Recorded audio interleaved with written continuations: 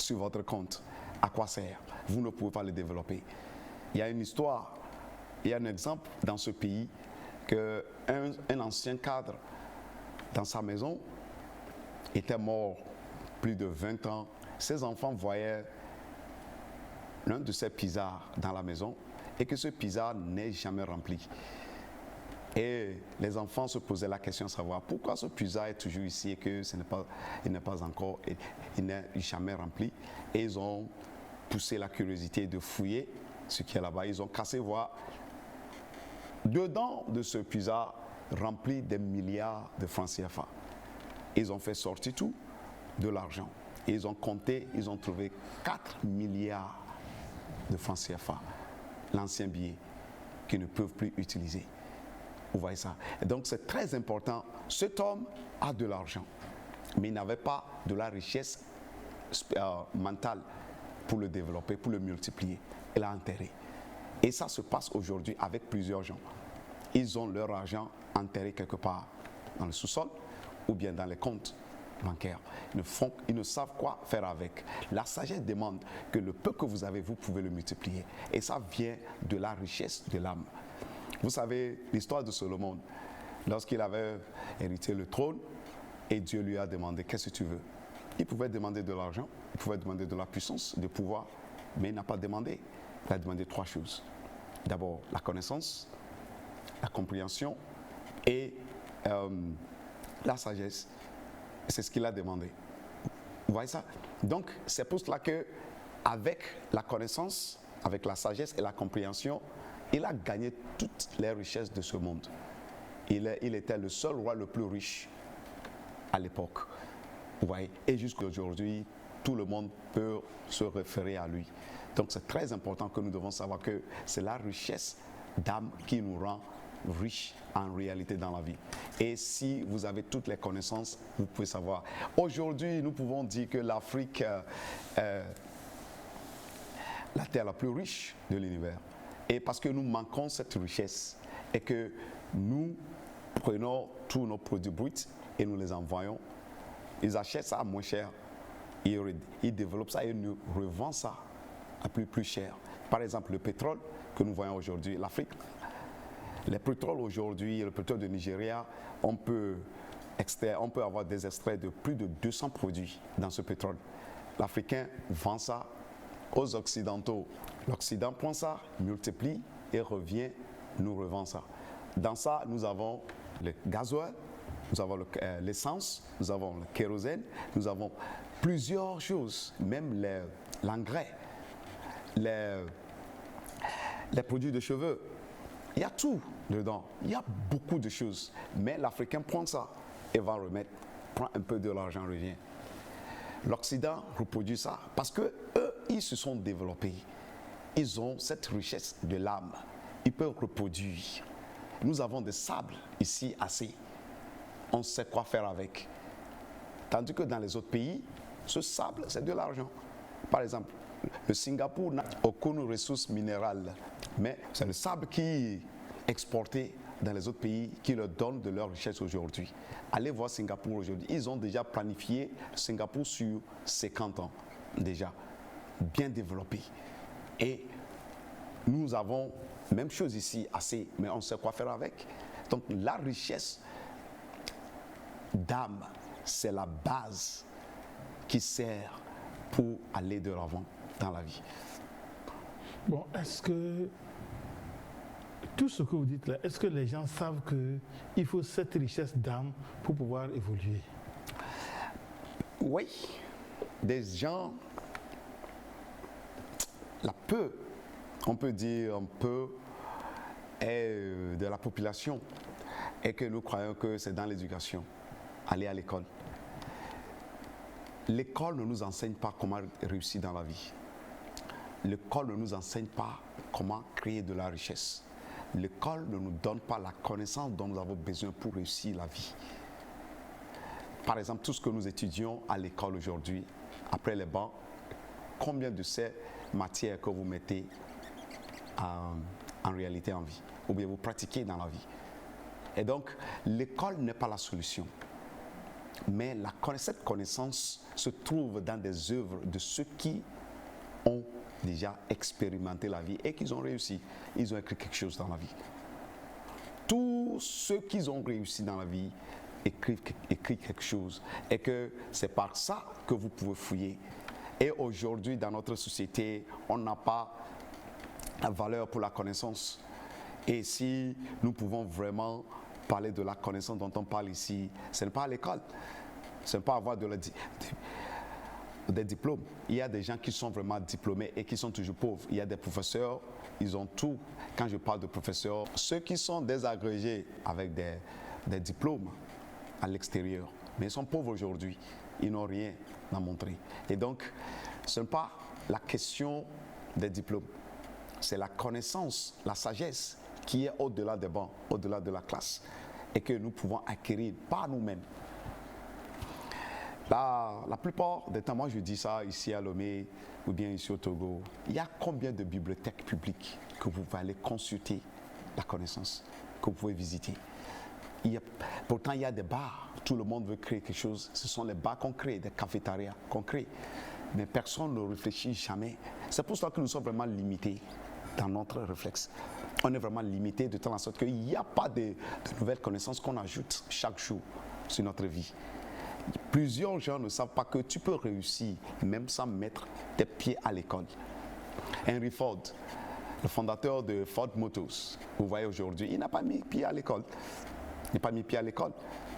Thomas Edison, qui a inventé la lumière aujourd'hui, même les caméras que nous utilisons aujourd'hui, il a essayé, mais première année, deuxième année, troisième année, les maîtres et l'inspecteur lui ont refusé, que lui il est taré, il ne peut pas aller de l'avant. Il est sorti de l'école. Mais sa mère a dit, mon enfant n'est pas un taré, il va réussir dans la vie. Thomas Edison aujourd'hui, c'est lui qui nous a donné les caméras vidéo que nous utilisons aujourd'hui, les lumières, les ampoules dont nous utilisons aujourd'hui. Mais il a réussi dans la vie, sans les écoles. Vous voyez ça, non? Même Bill Gates, dont nous parlons aujourd'hui, le premier milliardaire du monde aujourd'hui, il a essayé Harvard, première année, il n'a pu terminer. Et aujourd'hui, il est l'homme le plus riche de la Terre. Vous voyez ça? Donc, ce n'est pas la classe, ce n'est pas les diplômes qu'on parle ici. La connaissance dont on parle ici, c'est de chercher à savoir, c'est de fouiller, c'est de lire, se cultiver, développer ton âme pour être riche. Ici, votre monde commence par la tête et termine par la tête. Si vous n'êtes pas vraiment riche en haut, toute votre vie sera un problème. Donc c'est un peu ça. Merci beaucoup. En dehors de la richesse de l'âme, c'est quelle richesse encore on peut avoir? Ok, il y a aussi la richesse physique. La richesse physique. La richesse physique, c'est-à-dire être en bonne santé. Si, en anglais on dit « health is wealth », la santé avant tout. La santé est la richesse. Si vous êtes riche, vous avez des milliards et que vous êtes toujours sur le lit de l'hôpital, comment est-ce que vous pouvez en jouir votre richesse? Non? Donc, il faut essayer de construire ou bien bâtir votre corps pour être toujours en bonne santé. Les scientifiques disent que 80% de toute maladie passe par notre bouche, c'est-à-dire ce que nous mangeons, ce que nous buvons. C'est ça qui pose le problème sur notre corps. Donc, à partir d'aujourd'hui, vous devez essayer de contrôler ce que vous mangez, ce que vous buvez. Comment est-ce que tu prends ton temps? Qu'est-ce que tu manges? Tu dois vraiment vérifier ce que tu manges. Si tu as de l'argent ou pas, il faut prendre un aliment très sain et boire beaucoup de l'eau dans la vie. Faites des exercices physiques. Allez au gym, restez, même les samedis comme aujourd'hui, si vous allez à la plage, vous pouvez promener avec votre écouteur en tête et vous serez toujours en bonne santé. C'est très important. L'exemple de Steve Jobs, le créateur de Apple Computers, iPhone et les autres, il y a des milliards. Il avait des milliards. C'est un milliardaire. Mais sa santé lui a fait qu'il n'a pas enjoui son argent. Steve Jobs était mort à cause de petits cancers. Laissez tous les milliards sur le compte, l'argent n'a pas pu le sauver. Et donc, si vous n'êtes pas riche dans votre corps physique, toute richesse dont vous parlez, toute richesse dont vous chassez, vous courez d'après, ne peut pas vous sauver. Donc vous devez essayer tout pour être vraiment riche dans votre corps, c'est-à-dire la richesse physique. Travaillez sur votre corps. Pourquoi ne pas faire des exercices physiques? S'exercer chaque jour. Ce que vous mangez. Il y a beaucoup de gens qui mangent tous les aliments. Tout ce qu'ils trouvent, ils mangent. Tout ce qui peut rentrer dans la bouche, ça passe. Ils peuvent boire tout. Ils boivent tout. Et c'est pas bon. Et ils consomment tous ces aliments. Et arrivé à la maison, ils dorment après avoir mangé des huiles. Ils prennent de l'eau fraîche et ça colle dans leurs intestins et ils vont au lit avec ça. Demain matin, ils se lèvent, c'est la même chose. Le corps est toujours comme ça. Il n'a pas le temps même de s'exercer et que chaque fois, la plupart du temps, ceux qui ne prennent pas compte de leur corps, l'argent qu'ils gagnent, c'est pour toujours les pharmacies et les hôpitaux. J'avais visité une dame, on m'avait appelé pour aller prier pour la dame. J'étais rentré chez elle sur la terrasse. Tout ce que je voyais, c'est comme c'est là. Ils ont transporté la pharmacie pour arriver là-bas. Tous les médicaments que vous pouvez imaginer, elle a acheté avec son argent. Cette femme n'a jamais pris son temps pour entretenir le corps. Ne fait pas l'exercice physique. Il y a des centres de gym aujourd'hui que vous pouvez inscrire et que vous pouvez faire des exercices au moins 2-3 fois par semaine et que ça peut vous aider. Ça aide aussi et ça rajeunit aussi. En plus, les exercices physiques, ça fait que votre pensée, votre esprit travaille mieux. Donc c'est très important que nous devons entretenir notre corps et d'être riches physiquement. Tout ce que vous dites, est-ce qu'il y a les grands de ce pays, les grands de la sous-région, les grands de l'Afrique, les grands du monde, est-ce que les grandes personnes, ceux qui occupent des grands postes dans la société, est-ce qu'ils s'exercent, comme vous le dites, avec le sport? Oui, je connais certains parmi eux qui ont des matériaux de l'exercice physique dans leur maison. Il y a l'un des ambassadeurs que je connais ici, mon coach de gym, va chez lui chaque matin à 4 heures, de 4 heures à 5 heures pour s'exercer, parce qu'il doit quitter la maison 6 heures pour aller au boulot. Donc, il y a un coach. Il y a certains parmi eux et d'autres, ceux qui ne font pas l'exercice, quand vous les trouvez, vous allez le voir, avec leur ventre gonflé et vous allez savoir que cet homme n'est pas en forme. Et c'est eux qui visitent leur docteur, consulter leur docteur à l'extérieur du pays, croyant que ça va les aider.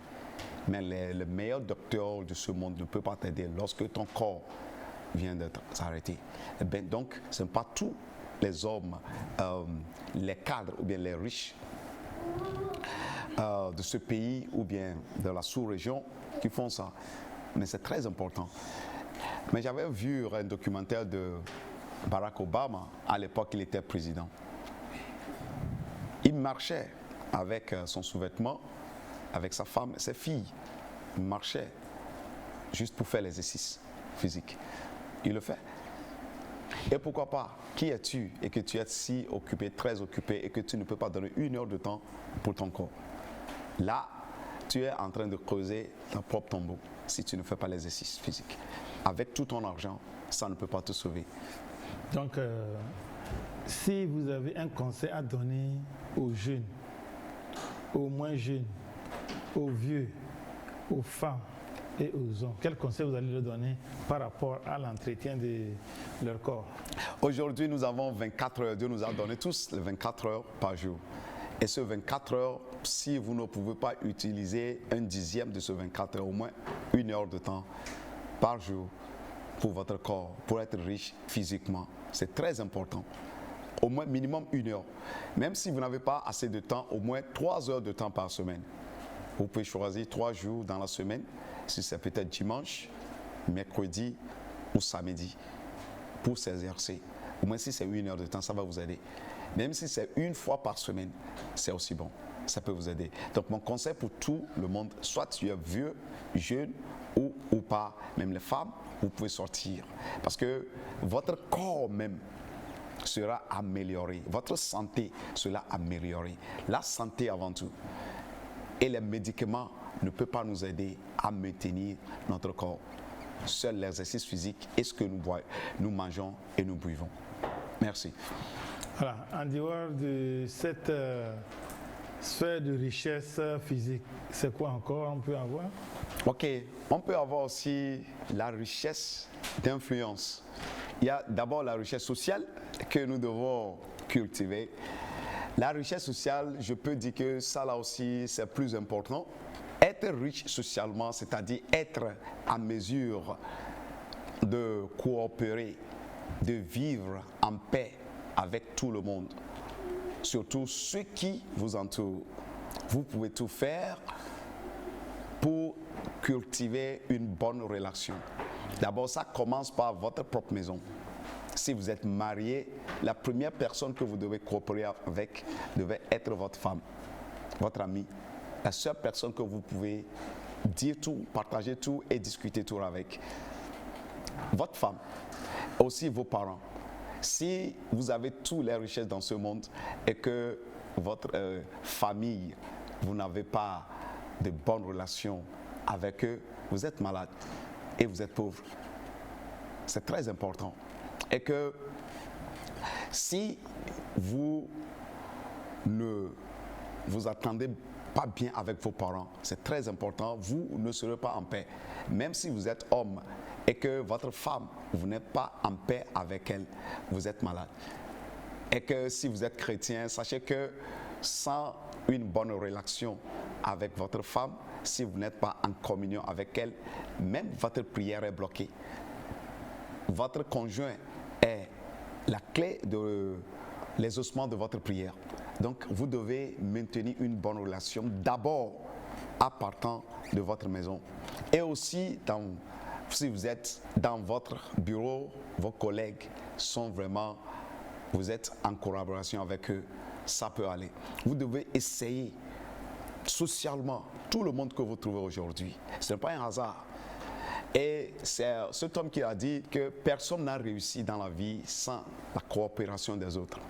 Donc vous ne pouvez pas réussir dans la vie si vous n'êtes pas en bonne communication, en bonne relation avec les autres.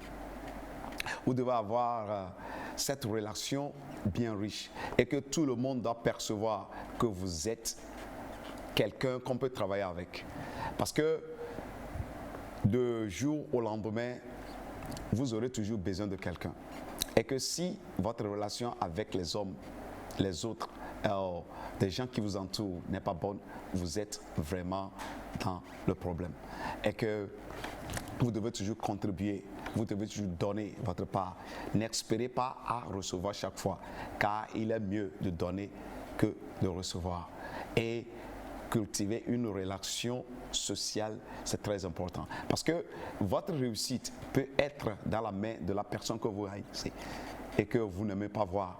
Peut-être un jour, vous allez le trouver sur le point que c'est lui qui doit débloquer cette somme pour vous, c'est lui qui devait signer ce document pour votre réussite, c'est lui qui devait vous donner cela et que vous n'êtes en bonne communication avec lui.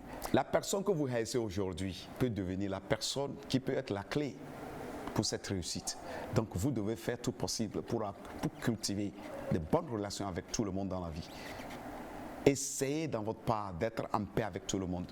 Même si c'est difficile à faire, ne gardez pas rancune avec quelqu'un, ne haïssez personne dans la vie. Essayez d'être en liberté avec tout le monde. Contribuez le peu que vous avez. Donnez. Aidez les gens à réussir dans la vie. Aidez les gens. Il ne faut pas penser à toi seul.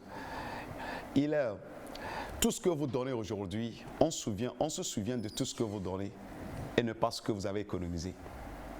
Ce que vous avez économisé, personne n'est au courant avec ça. Ce que vous donnez, ce que vous contribuez dans la vie des gens, c'est ça qui fait que des gens peuvent se souvenir de vous. Donc il est très important de commencer par à contribuer aux gens. C'est un peu ça. Oui, commencez à contribuer pour l'intérêt des gens de votre famille seulement, ou bien les gens qui parlent la même langue que vous, ou bien les gens qui sont de même religion que vous. Dites-nous, c'est comment faut-il contribuer, comment faut-il aider?